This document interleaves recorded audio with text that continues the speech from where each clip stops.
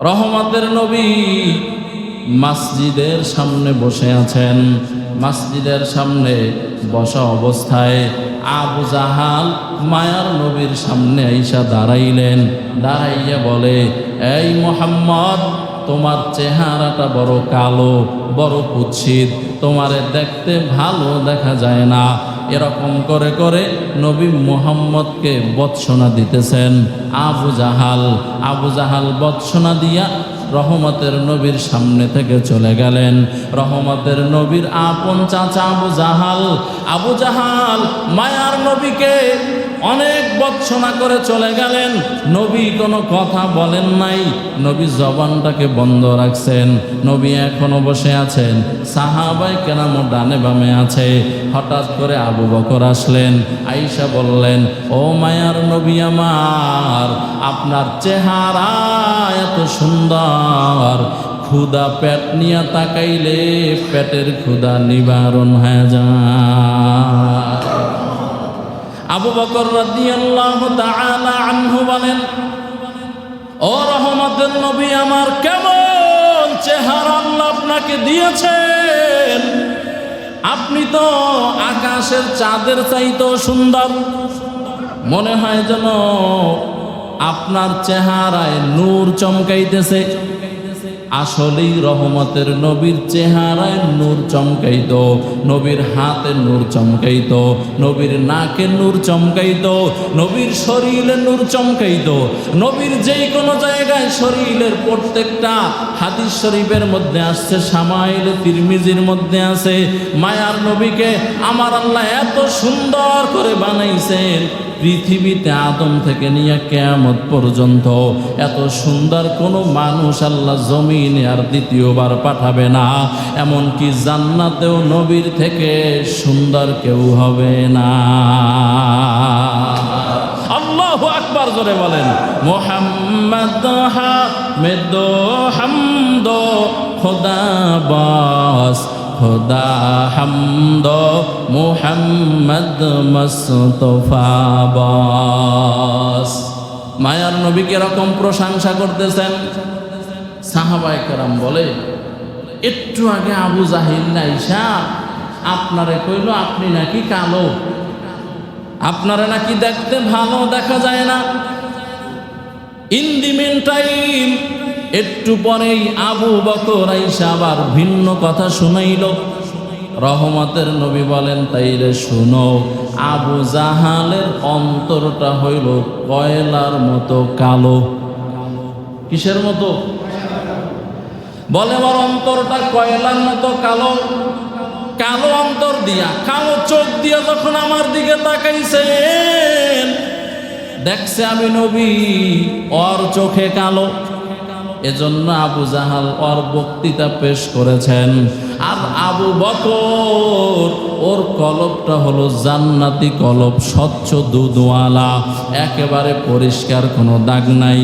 ওই কলব দিয়া যখন, ওই আত্মা দিয়া, চোখ দিয়া যখন তাকাইছেন, আবু বকর তাকায় দেখছে পৃথিবীর মধ্যে সুন্দর চেহারার মানুষ একমাত্র আমি নবী মুহাম্মদ। আসলেই তো নবীর চেহারা পৃথিবীর সব থেকে বেশি সুন্দর। এজন্য কিতাবের মধ্যে আসছে, নবীর চেহারা দেখা হাজার হাজার বেঈমান মুসলমান হয়ে গেছে। তাইলে দিল যদি ময়লা হয়, ওই ময়লা দিলে ভালো জিনিস ভালো লাগে না। আর দিল ময়লা, যে দিলের ভিতরে এই যে চোখের গুনাহ হয়, একটা ময়লা পড়ে, নামাজ পড়ি না আর একটা ময়লা পড়ে, আল্লাহর বান্দা জবান দিয়ে মিথ্যা বলি আর একটা ময়লা পড়ে। রহমতের নবী বলছেন, এই ময়লা পরিষ্কারের কিছু মাধ্যম আছে। এর মধ্যে উত্তম মাধ্যম হলো বেশি বেশি মরণের কথা স্মরণ করো। কিসের কথা বলেন না? আমরা যে মরব, আমার কাছে মনে হয় আমাদের মা বোনেরা, আমাদের যুবকেরা, বৃদ্ধরাও সেটা ভুলে গিয়েছে যে আমরা মরতে হবে। রহমতের নবী বলেন, قالن النبي صلى الله عليه وآله وسلم أكثروا ذكر هذه من لذات الموت তোমরা বেশি বেশি পরিমাণে মরণের কথা স্মরণ করো। মরণের কথা স্মরণ করার মানি হলো চোখ বন্ধ করে একা একটা রুমের ভিতরে অথবা মসজিদের এক কর্নারে চোখটারে বন্ধ করবেন। চোখটারে বন্ধ কইরা চিন্তা করবেন, কেমন জানে আমি মরে গেলাম। ও আল্লাহর গোলাম, আমার বিবিটা আমার থেকে কেমন যেন আলাদা হয়ে গেল। এটার নাম হলো মুরাকাবা। আমার হাতে সময় নেই লম্বা ব্যাখ্যা দেওয়ার। অর্থাৎ মরণের পরে যা হবে ওইটা আপনি চোখ বন্ধ করে একা একা ভাবতে থাকবেন। দেখবেন আল্লাহর নামের কসম করে আমি বললাম, গুনাহ যত মজাই হোক আপনাকে আসর করতে পারবে না। এজন্য তাকওয়া অর্জন করার আরেকটা মাধ্যম হচ্ছে মরণের কথা স্মরণ করা। বিসমিল্লাহির রাহমানির রাহিম।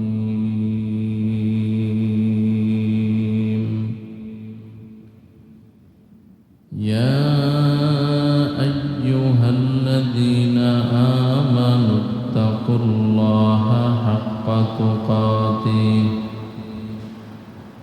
ولا تموتن إلا وأنتم مسلمون.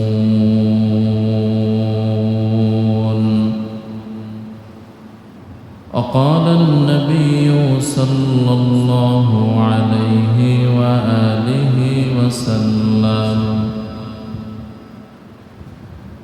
التائب من الذنب كمن لا ذنب له أو كما قال النبي عليه الصلاة والسلام.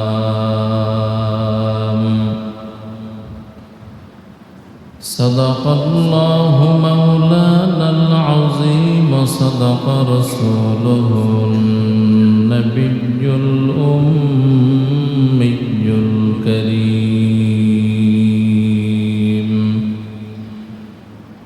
ونحن على ذلك لمن الشاهدين والشاكرين والحمد لله رب العالمين.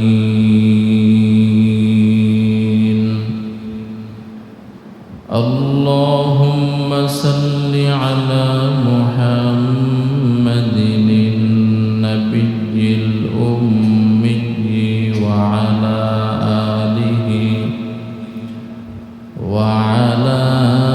آله وسلم تسليما.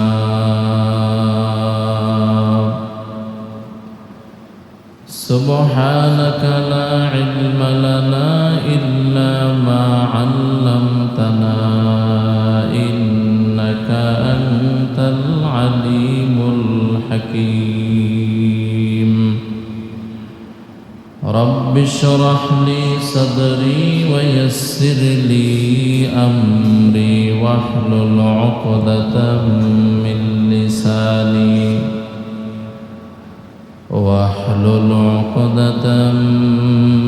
لساني يفقه قولي.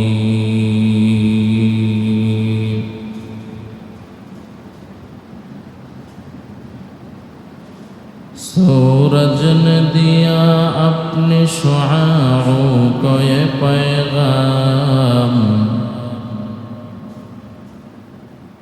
सूरज ने दिया अपने शुआओं को ये पैगाम. दुनिया है अजब चीज, कभी सुबह कभी शाम. दुनिया है अजब चीज, कभी सुबह कभी शाम.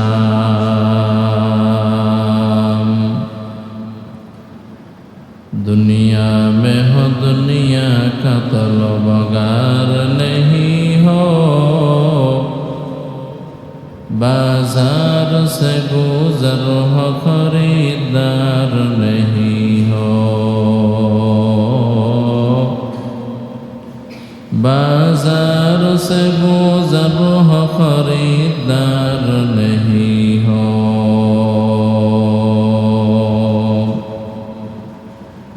एक चश्म ज़दन गाफिल ज़ा शाह नबाशी,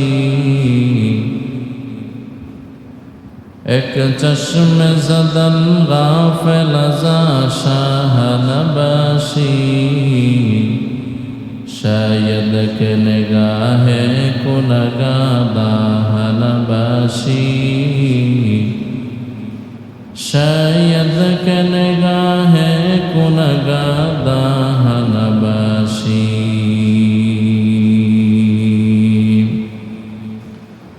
अल्हम्दुलिल्लाह, আল্লাহ তাআলার দরবারে শুকরিয়া যে আল্লাহ রাব্বুল আলামিন আমাদেরকে মুহররম মাসের তৃতীয় জুমায় হাজির হওয়ার তৌফিক দান করেছেন। এজন্য সেই মহান সত্তার দরবারে ঈমানের আওয়াজকে উঁচু করে একই কণ্ঠে কালিমাতুশ শুকর আদায় করি। সকলে পড়ি আলহামদুলিল্লাহ। লক্ষ কোটি দরুদ ও সালাম ইমামুল মুরসালিন রহমাতুল্লিল আলামিন শফিউল মুজনবিন আকায়ে নামদার মদিনাহ কা তাজদার আফতাবে নবুয়ত ফখরে মওজুদাত সাইয়্যিদুল মখলুকাত জনাব মুহাম্মদুর রাসূলুল্লাহ সাল্লাল্লাহু আলাইহি ওয়া আলিহি ওয়াসাল্লামের উপর। খুবই অল্প সময় কথা বলার জন্য কোরআনুল কারীমের এক আয়াতে কারিমা আপনাদের খেদমতে তেলাওয়াত করেছি। মহানবী শ্রেষ্ঠ নবী হায়াতুন নবী সাল্লাল্লাহু আলাইহি ওয়া আলিহি ওয়াসাল্লামের অসংখ্য গণিত অমীয় বাণী পবিত্র হাদিস শরীফের মধ্য থেকে এক হাদিস আপনাদের খেদমতে তেলাওয়াত করেছি। আয়াত হাদিসকে সামনে রেখে অল্প সময়ের মধ্যে দু একটি গুরুত্বপূর্ণ কথা ইখলাসের সাথে আমলের নিয়তে বলার শুনবার তৌফিক হিম্মত ধৈর্য আল্লাহ পাক দান করুন। সকলে বলি আমিন। আল্লাহ তাআলা বলেন, ইয়া আইয়ুহাল্লাযীনা আমানু। এটার অর্থ আমরা মোটামুটি সবাই জানি, পরিচিত একটি আয়াতের অংশ। এর অর্থ হচ্ছেন, হে আমার ইমানদার বান্দা বান্দিগণ। আল্লাহ শুধু বান্দাদেরকে বলছেন এমন নয়, বরং এখানে মহিলারাও শামিল। পুরুষ মহিলা যারা ইমানদার আল্লাহ সবাইকে বলছেন, ইয়া আইয়ুহাল্লাযীনা আমানুত্তাকুল্লাহ, যে আমি আল্লাহ তাআলাকে ভয় করো। বলেন আল্লাহ তাআলা কি বলছেন? কাকে? আল্লাহকে। 2 নম্বর কথা বলছেন, হাক্কা তুকাতিহ, যে ভয় করো এটা শুধু মুখে বললে হবে না, বরং ভয় করার মতো করো। বলেন ভয় করার মতো ভয় করো, হক আদায় করে। এরপরে আল্লাহ তাআলা বলেন, ওয়ালা তামুতুন্না ইল্লা ওয়া আনতুম মুসলিমুন। আর সাবধান, মুসলমান না হয়ে অন্ধকার কবরে আসিও না। রাহমাতুল্লিল আলামিন বলেন, আত্তাইবু মিনাজ যামবি কামান লা যামবা লাহু। কোনো গুনাহগার ব্যক্তি যখন তওবা করে, আমরা তো সকলেই গুনাহগার, নাকি কথা অস্বীকার করার সুযোগ আছে? আমি খতিব সাহেবও গুনাহগার, আপনারা মুসল্লিরাও গুনাহগার। সবাই সবার স্থানে গুনাহগার, কম বেশি গুনাহ সবার আছে। কেহ গুনাহের উপরে না, হয়তো কারো বেশি কারো কি কম। তবে গুনাহ বেশি হোক আর কম হোক, গুনাহ তো গুনাই, অন্যায় তো অন্যায়, সেটা যত ছোটই হোক আর যত বড়ই হোক। এক কথায় আমরা সকলে গুনাহগার। আল্লাহ তাআলা যদি নাজাত দেয় তাইলে নাজাত, মুক্তি। আর আল্লাহ যদি ধরে বসেন তাইলে মুক্তির কোনো রাস্তা আছে? নাই। এজন্য রাসূল আরবী বলছেন, আত্তাইবু মিনাজ যামবি কামাল লা যামবালা। যখন কেহ গুনাহের কথা স্মরণ করে অন্তর থেকে, মন থেকে আল্লাহর কাছে তওবা করে, বলেন মন থেকে আল্লাহর কাছে, তো রাসূল আরবী বলেন আল্লাহ পাক তাকে এমনভাবে ক্ষমা করে দেন মনে হয় যেন পিছনের জীবনে সে কোনো গুনাহই করে নাই। সুবহানাল্লাহ, রাস্তে বলেন পিছনের জীবনে সে কোনো কি করে নাই, গুনাহই করে নাই। তার মানে নিষ্পাপ বানায় দেয় তওবার মাধ্যমে।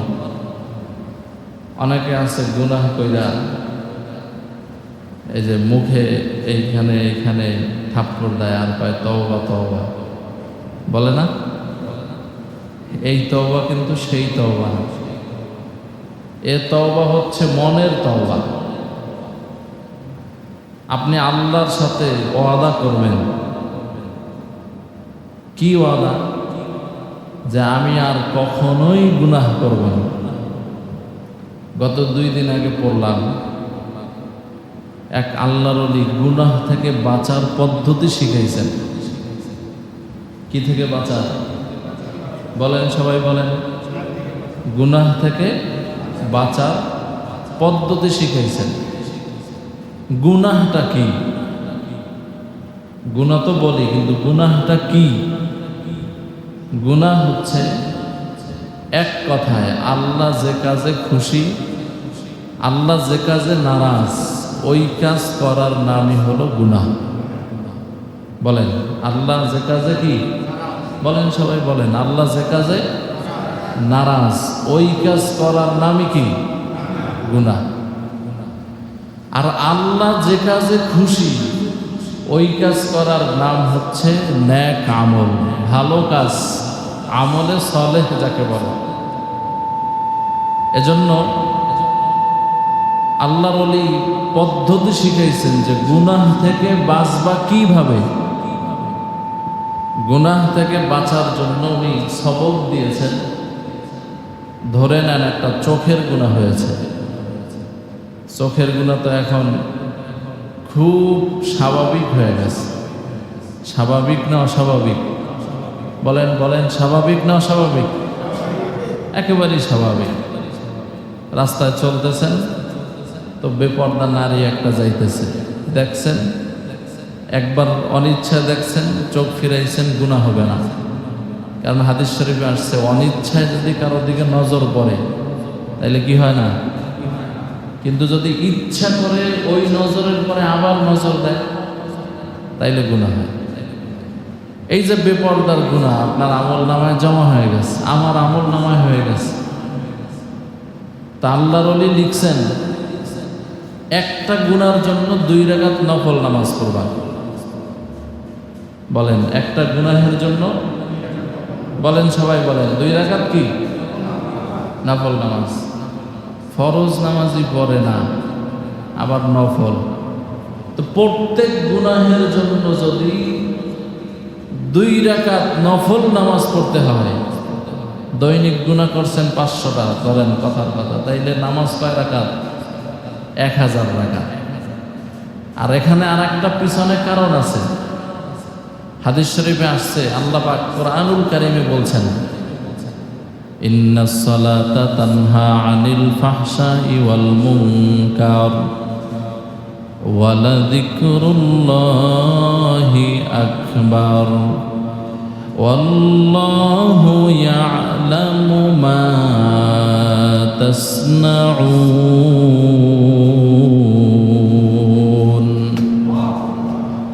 আল্লাহ তাআলা বলছেন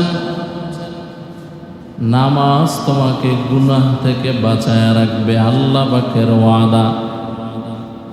এজন্য আল্লাহর ওলিরা সবক দেয় গুনাহ যখন হয়ে যায় তো 2 রাকাত নফল নামাজ আদায় করো, কারণ এই নামাজের বরকতে গুনাহ থেকে তোমাকে ফিরায় রাখবেন কে? জোরে বলেন।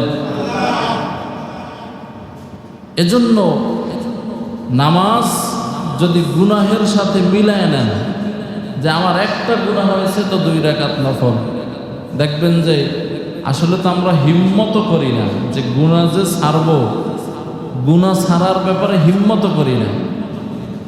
হিম্মত করতে হয়। কি করতে হয় বলেন?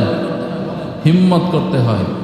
হিম্মত যদি করে কিছু না থাকলেও বহু কিছু করা সম্ভব হয়।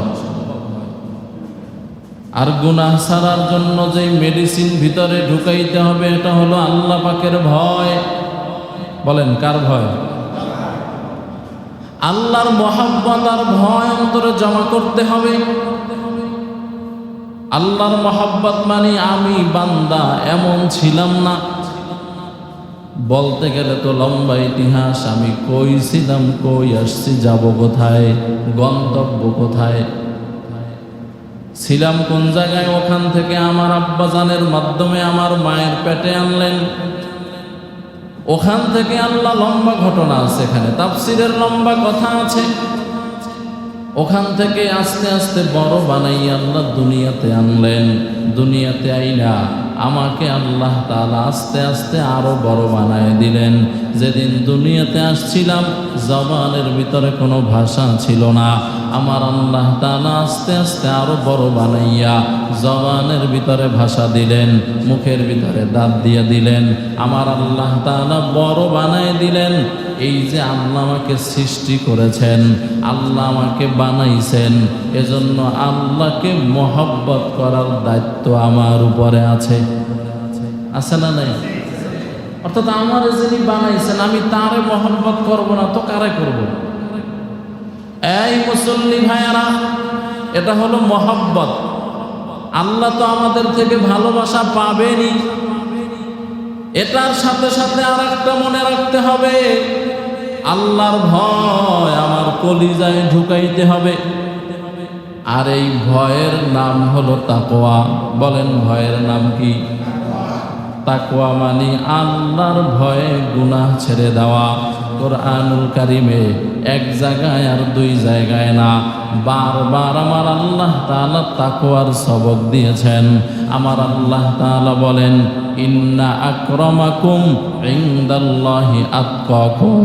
আমি আল্লাহ তাআলার কাছে মর্যাদা ব্যক্তি, সম্মানিত ব্যক্তি হলো ওই ব্যক্তি যেই ব্যক্তি আমি আল্লাহ তাআলাকে ভয় করে। তাহলে সম্মানিত ব্যক্তিকে বলেন যে আল্লাহকে ভয় করে। ইন্না আকরামাকুম ইনদাল্লাহি আতকাকুম। তোমরা মনে করো দুনিয়াতে টাকা আছে, গাড়ির মালিক সে বড় সম্মানিত, ক্ষমতার মালিক বড় সম্মানিত। না না, আমার আল্লাহ কয় তোমার গাড়ি নাই, বাড়ি নাই, ক্ষমতা নাই, টাকা নাই, পয়সা নাই, ঘরও নাই, কুরের ঘরে থাকো, কিন্তু তোমার অন্তরে তাকওয়ার মেডিসিন আছে। আমি আল্লাহ ঘোষণা দিলাম তুমি আমার কাছে সম্মানিত। কোরআন শরীফের আয়াত দিয়ে বলতেছে। 2 নম্বরে আমার আল্লাহ তাআলা বলেন, যারা আমি আল্লাহকে ভয় করে আমি আল্লাহ তাদেরকে ভালোবাসি। সুবহানাল্লাহ বলেন। ইন্নাল্লাহা ইউহিব্বুল মুত্তাকিন। হর কে দারত খৌফে হক দর দিল মুদাম, জন্নতুল মাওয়া দেহদ উরা মাকাম। আমার আল্লাহ তাআলা বলেন, আমাকে যারা ভয় করে আমি আল্লাহ তাদেরকে ভালোবাসি। এটাও কোরআন শরীফের আয়াত। তাহলে আল্লাহর ভালোবাসা পাওয়ার জন্য আল্লাহকে ভয় করতে হবে। শুধু তাই না, আমার আল্লাহ তাআলা বলেন, আমাকে ভয় করে যারা গুনাহ ছেড়ে দিবা আমি আল্লাহ তাআলা তাদেরকে 2টা জান্নাত দিয়ে দিব। কয় জান্নাত দিবেন? ওয়ালিমান খাফা মাকাম রাব্বিহি জান্নাতান ফাবিআইয়ি আলাই রাব্বিকুমা তুকাযযিবান।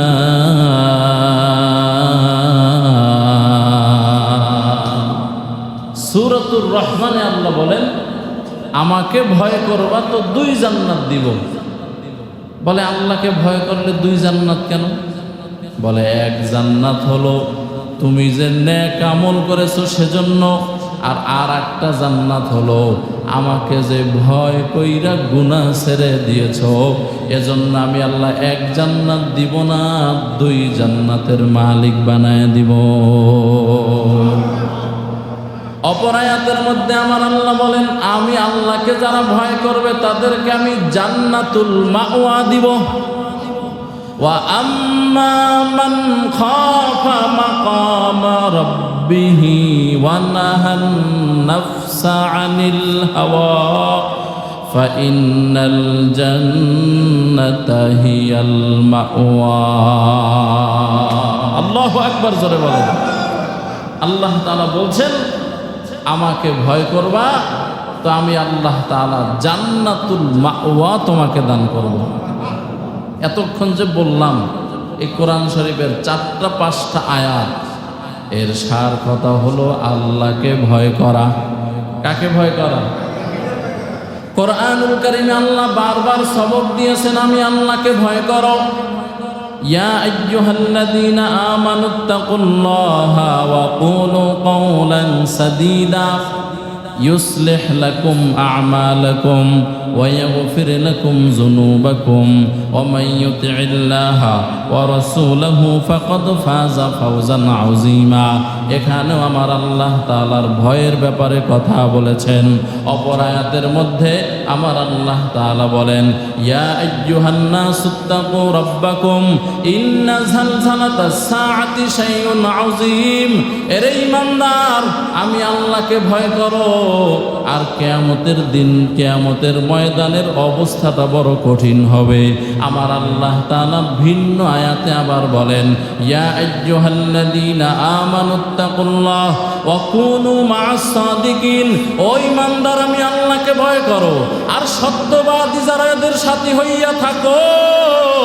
আবার আমার আল্লাহ তাআলা মায়ার নবীকে, যেই নবীর কোনো গুনাহ নাই, ওই নবীকেও তাকওয়ার সবক দেয়।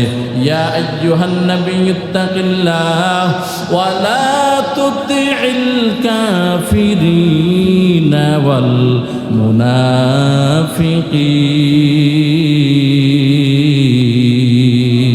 আয়াতের মধ্যে আমার আল্লাহ বলেন, ও নবী, আমি আমি আল্লাহকে ভয় করেন, আর মুনাফিক যারা, কাফের যারা, খবরদার এদের অনুসরণ আপনি করবেন না।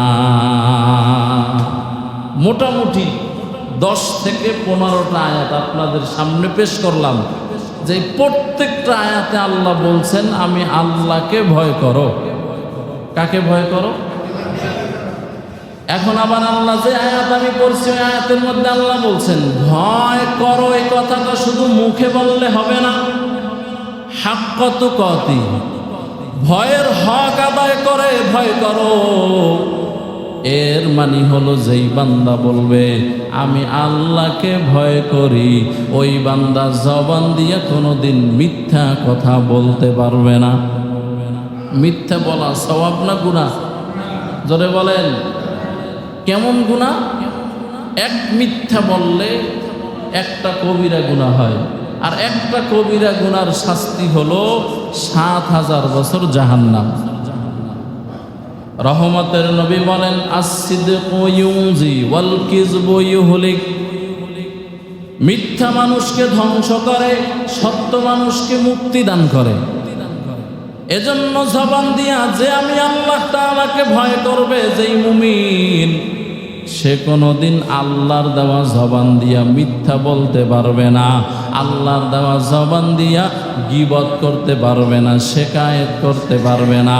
রহমতের নবী বলেন, এই জবানটা দিয়া যারা গীবত করো, শিকায়েত করো, গীবত মানে আর এক মুসলমানের দোষ। তুমি বৈশা বৈশা চর্চা করো, আছে কথা নাই কথা, হবে কথা তুমি বলো।